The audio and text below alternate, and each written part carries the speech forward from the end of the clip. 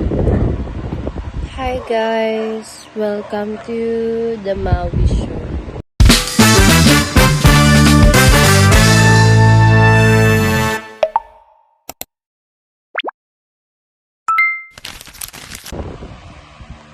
I'm with my baby.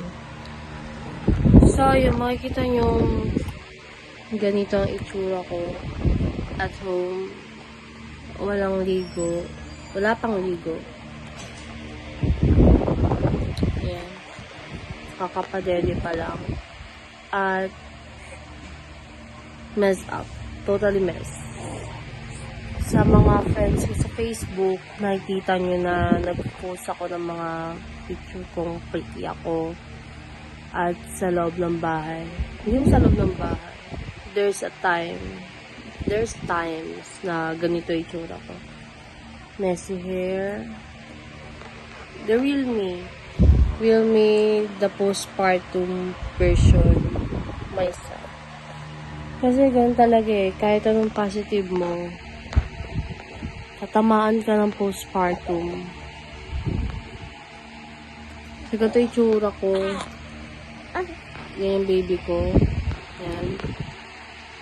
This time, inaatake ako ng postpartum. At this moment. I just wanna record myself during my postpartum attacks. Yan. Yung akala mo, tulala ka lang. Postpartum pala yun. Tutulala ka sa isang bagay, natutulala ka na lang. After magpadede. It's postpartum. Ano ba yung tumatakbo sa isip ng may postpartum? Ano? Bago ako mag-video, no, mga 10 to 15 minutes na ako nakatulala and hawak lang siyang ganyan. As in, I swear to God. Ganun yung na-feel ko. Like, nakatulala lang ako, and doon yung pumapasok sa isip ko. Una, pinagmumura ko pa rin yung ex ko. Decide yung makumubo. Minumura ko lang siya sa isip ko. Ganun lang. Pangalawa, am I stuck ba? Na-stuck na ba ako sa ganito? Parang ganun pakiramdam. Kahit anong positive, pag ina-atake ka ng postpartum, hindi, I swear to God, alam ko hindi na ako nakakaranas nito. Aatakihin ka talaga niya. Deep down through your heart. And your mind. Pangatlo, makakapagtapos pa ba ako? Ganun yung pumapasok sa isip ko. Like, gusto ko na magtrabaho. Pero sa July pa ako babalik eh. Gusto ko na magtrabaho para makasalba-salba ako. Gusto ko na mag-work para mas maibuhos ko yung postpartum sa trabaho. Yung mawawala yung ganitong moment. Gusto ko na mag-work para makabawi ako ng bongga sa kanya.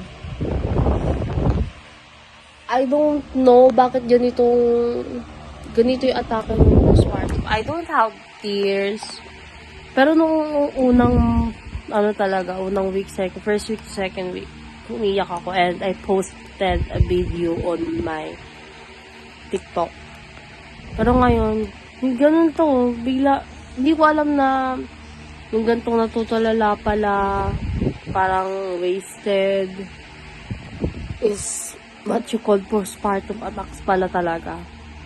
Tapos, ayun, pag nagpapadede ako, parang, yung syempre, may gawa na masakit yung dede, parang nanghihina yung pakiramdam. Yan, umiyak pa siya. So, I really need to feed her. At ito, katulad na ito, papadede ako. Ito na yung inaatake ulit ako ng postpartum. Ito na, inaatake na ako ng ganito. Nanghihina ako. As I swear, hindi mo nanghihina na, parang ayan, gusto ko na naman tumulala. Ganun yung atake. Shit kasi. Lalandi-landi ka kasi. Ganun yung mga pumapasok sa isip ko. Okay guys, yung sasabihin ko, isipin yung pumapasok sa isip ko. Kasi wala akong mapaglabasan eh. Like, hindi ko malabas yung feelings ko, nasa loob ko, sa utak ko. I swear. And I record this video para to have my safe space. Kung may rage room lang, kung kaya kong pumunta sa rage room talaga, magbabasag ako na magbabasag na malala. At kung pwede na ulit ako mag-gunnery, gusto kasi mag-firing talaga eh. After talaga na itong makabawi-bawi na talaga. Lahat ng mga to ease pain, to heal, yung maano ko yung mga mawala lahat ng bigat ko ganun. Gusto kong gawin talaga. Sa ngayon kasi, lumalabas lang kami ng baby ko, nakakagala-gala lang kami. Yun, isa yun sa magandang gawain naman. Natatanggal yung stress ko. Masaya ako kasi kasama ko yung baby ko. Nakakalabas kami. Nakakalabas na ako ng kasama ko siya. Pero iba pa rin yung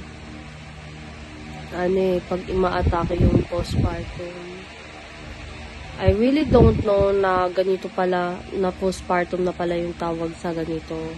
Like, you just want to melt, gusto mo na lang lumubog. Though, may times na literal na makikita talagang may postpartum ako. Alam ng mga family ko yan dito. Alam ng kapatid ko yan. Yung tipong kaaway kami, nasisigawan ko sila, ganon. Tapos may times naman na mahina yung dibdib ko, umiiyak ako kapag may nakikita yan. Kapag may napag-uusapan kami, naiiyak ako na hindi ako dapat umiiyak. Na sobrang maldita ko talaga, I swear. Kaya maldita yung anak ko, maldita rin talaga ako. Maldita kasi anak ko ngayon, like, kung ano yung gusto niya, masusunod siya. Iiyak siya ng bonggang-bonggang-bongga, ganon. Umiiyak talaga siya. Para na masunod yung gusto niya. Gusto niya lumabas, iiyak siya. Kahit anong padali mo, kahit anong palit ng diaper mo, iiyak siya. So, pag lumalabas kami, pag dyan na sa labas ng bahay, papaarawan siya, ganyan, nawawala yung iyak niya. Kaya sobrang maldita niya. Tapos, ayaw niya ng makatimpat niya. Dapat pagkatain niya mismo, lilinisan mo na siya. Ganun siya kaarte. Kaya, oh my God, kung ano yung kinamaldita ko, yun yung kinakahina ko ngayon, I swear. Like, naiiyak ako kapag iniisip na, shit, ganito na lang ba talaga ako? Like, sige, nilalabas ko na. Kasi hindi ko na rin kaya na naikip na lang yung ko. Kasi wala akong safe place eh. Like, wala akong maibuga. Hindi ko maibuga. As in, naiiyak na ako. Postpartum na to. Oh my God. Ayun. Siyempre, hindi maiiwasan kasi nga, first time mom ko. Tapos, at the age of 21, Gen Z, young mom. Though I'm not a teenager, I'm a young mom. Mag-isa, single mom pa, diba? Naisip, kasi, parang bumabagabag sa akin na yung mga plans ko before I know na buntis ako noon, na sana nag-aaral na lang ako. Sana hindi ako nagpasaway. Oo, may mali ako before, pero mas looking forward kasi ako sa kung ano meron ako ngayon eh. Sa kung anong paano ako bumabawi sa family ko, sa sarili ko. Like that. Like, shit, kagraduate ko yung tatay nito, ang kapal na mukha. And ako, stuck ako sa second year. Nag-stop ako.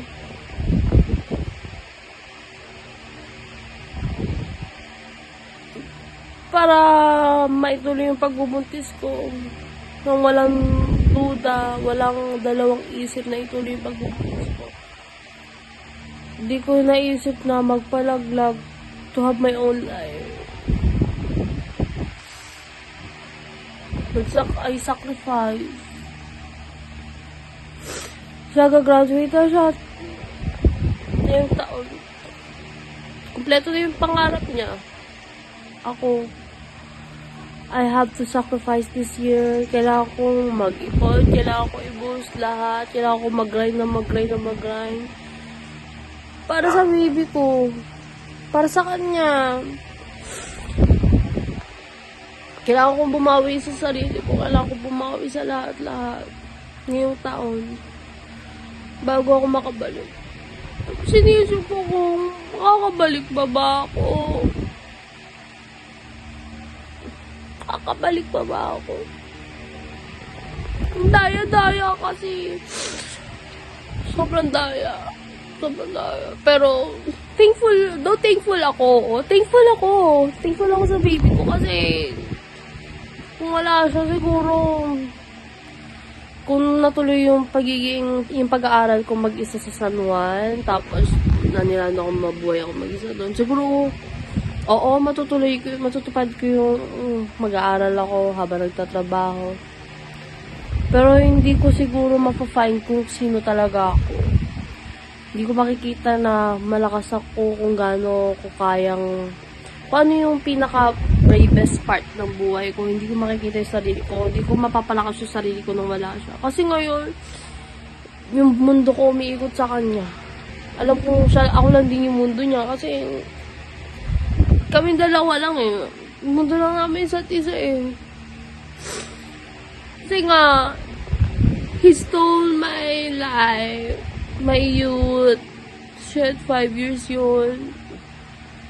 He stole my pregnancy. Hindi ko naranasan yung pregnancy na may partner ako. He stole my journey sa kanya. Lalo na ngayon, hindi ko naranasan na. He stole not everything. He stole almost all. Lahat talaga. Halos lahat. Kasi, shit siya. Sobrang shit. Like, he never visited me during my pregnancy. And, hindi niya rin, wala rin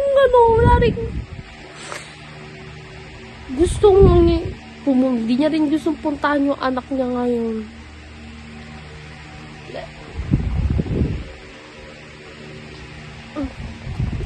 Huwag kayo magmamahal ng man-child. I swear. Please, sa mga younger generation, sa mga nakakabata sa akin, don't let your heart break by a man-child. Ako na nagsasabi sa inyo. Kasi, maswerte yung anak ko. Kasi malakas ako. Pero kung mahina rin ako, umasa ako sa lalaki. Hindi ako para maghabol ng ano. Siguro naghahabol ako ng sustento nun ngayon. Pero hindi.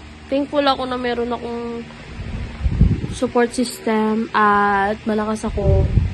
During my pregnancy pa lang. Thankful ako doon. Pero tangina kasi parang ninakaw niya talaga yung buong first pregnancy ko eh. Hindi ako nakapag-enjoy. Hindi ko na-feel na hindi dapat ganito yung buhay ko. Tapos nanganak ako, hindi dapat ganito yung bibigay ko buhay sa anak ko. Like, ako'y nalulungkot eh. Ako'y nalulungkot. Hindi yung bata eh. Pero alam ko, matalino itong baby ko. One day maiintindihan niya to. Alam ko yun.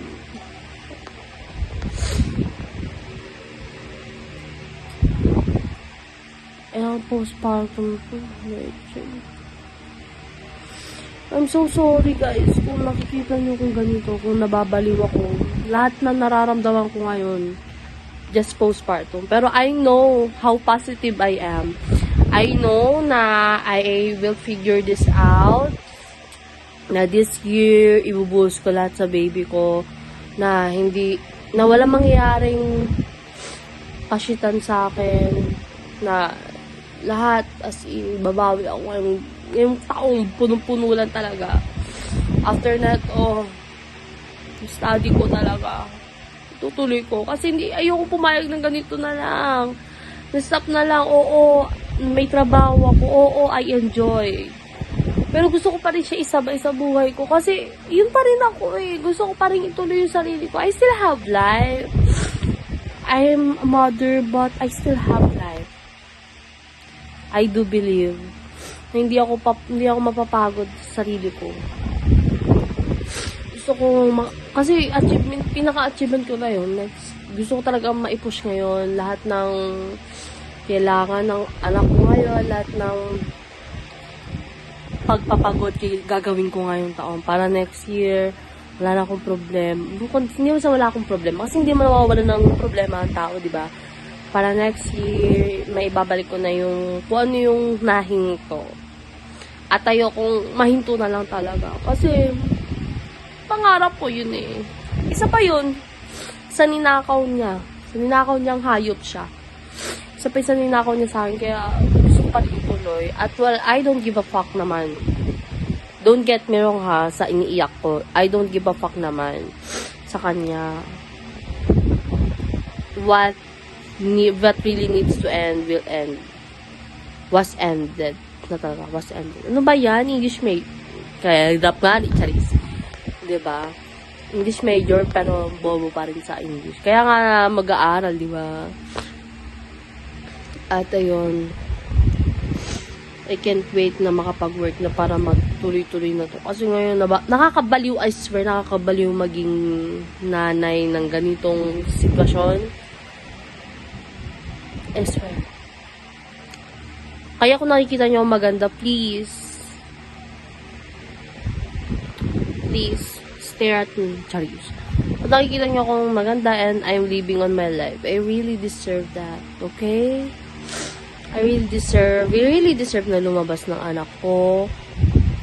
I know premises and I know naman kung ano yung mga dapat gawin sa paglabas namin dalawa. Kaya, please be happy with us.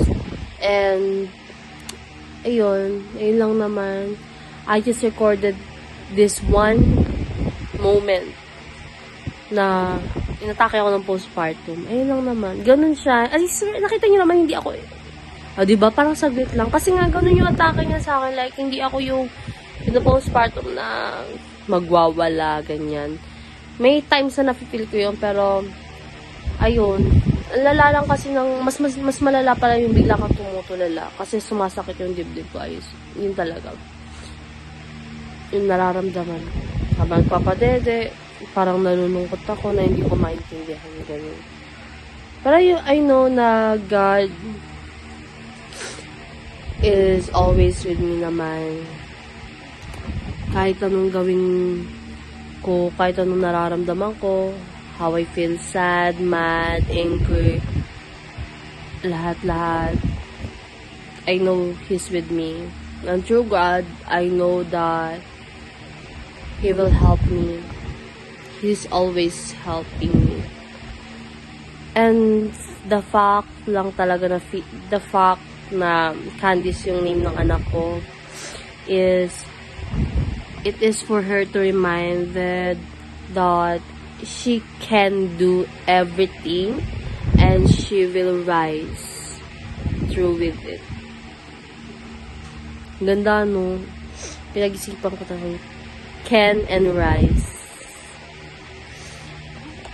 Yan, tapos na siya dumede. So, dahil tapos na siya dumede, i-end ko na tong vlog na to. This video is just to share this one kind of postpartum attack. Ayun lang naman. If you like this video, kindly like, share, and subscribe to my channel. Dito sa dibdib. I know, hindi naman lahat nakaka-experience ng ganitong klaseng postpartum. May iba-iba naman tayong postpartum, di ba? Lahat sa mga moms natin dyan. May iba't ibang class tayong postpartum. And, ayun. Postpartum is a kind of pretty and messy experience as a mom. Yun lang naman. Sige na. Get ano na, maliligo na ako. Tapos na ako atake ng postpartum. Bye!